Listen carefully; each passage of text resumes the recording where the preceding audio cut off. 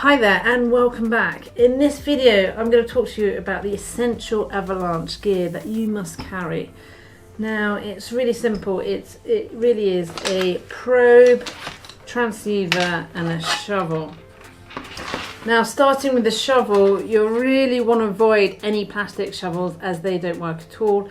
You want something aluminium, ideally with an extension so you can actually get more leverage. It's a lot stronger, and you want a big spade at the end. Now that is what you're after, something a bit light so it's really easy to put back into your bag and take apart. And it's so important to practice this, so make sure that you can work everything out and you can put everything apart really easily. Now with regard to the probe, you can get all different sorts of probes. Just really try some different ones. I wouldn't go anything below 2 meters, so if you can find a 2.5 meter one would be great, and just learn how to use it, how to get it out and how to start, which is really important. Now the transceiver, now this is a big one. It's really important to invest on this. If I was you, I wouldn't try and save money on the transceiver because it's your life and it's also your friend's life as well, other people's lives. So really within a transceiver, I look for something that I have a slight detachable cord to, so it's easier when I'm into search mode that I can actually pull the transceiver out and use it really well. I have a transceiver for myself which is really noisy, so the speaker is a lot louder, so I can actually hear the beeps a lot easier and it's a lot simpler for me.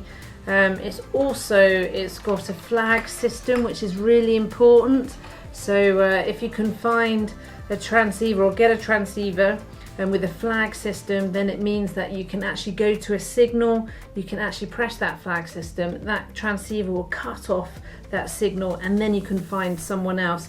So a multiple barrel feature is really important.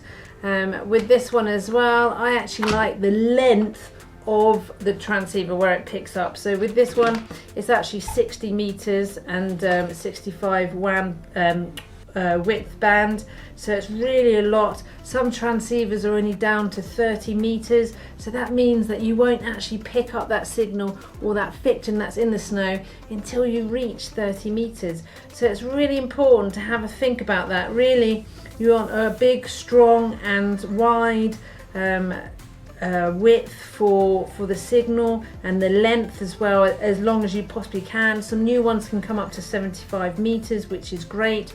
You need a multiple burial, which is great also, and a group check is also handy to have.